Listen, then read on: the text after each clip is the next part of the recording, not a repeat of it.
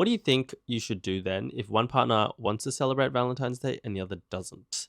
I think this is one of those things where it's like you kind of know your partner is the type to celebrate special days or not.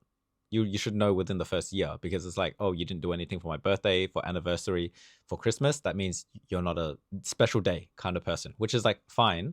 Mm. But if you still expect something those days, which is perfectly fine, again, you should discuss it. Hey, Valentine's Day is coming up. I would like you to do something for me. At least now they know and they can't play dumb and be like, I didn't know you wanted anything. Communicate your needs, which is like the very basic thing in a relationship. You need to communicate what you need out of the relationship and what you want and what you expect. Because if you don't do it, then and they don't fulfill your imaginary needs that you never told them, the relationship's not going to go anywhere. You said you should tell people what you need, but at the same time, you've said that research shows that when you know someone's doing something out of obligation, that's what ruins relationships. How do you balance that?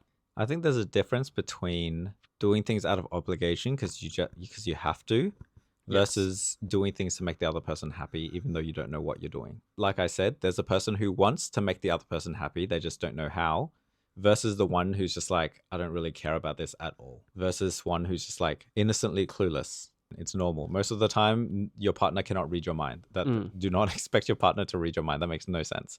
Yes, after you've been together for 10 years, you can kind of like read each other's minds, but even then, it's like that's only after like constant communication. Yes. The one that doesn't care is a bit more toxic. The one that's like, I really want to get you something. I just don't know what. What would you like? Ask them for like a top 5 thing that they want, and you just randomly pick one of the 5 things. So it's a surprise.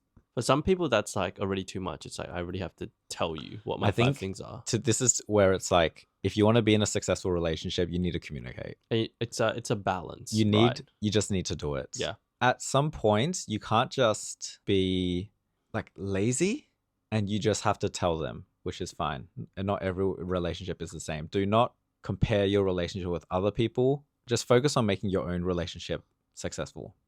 Focus on making yourself happy. Focus on making sure that you're happy together as a couple.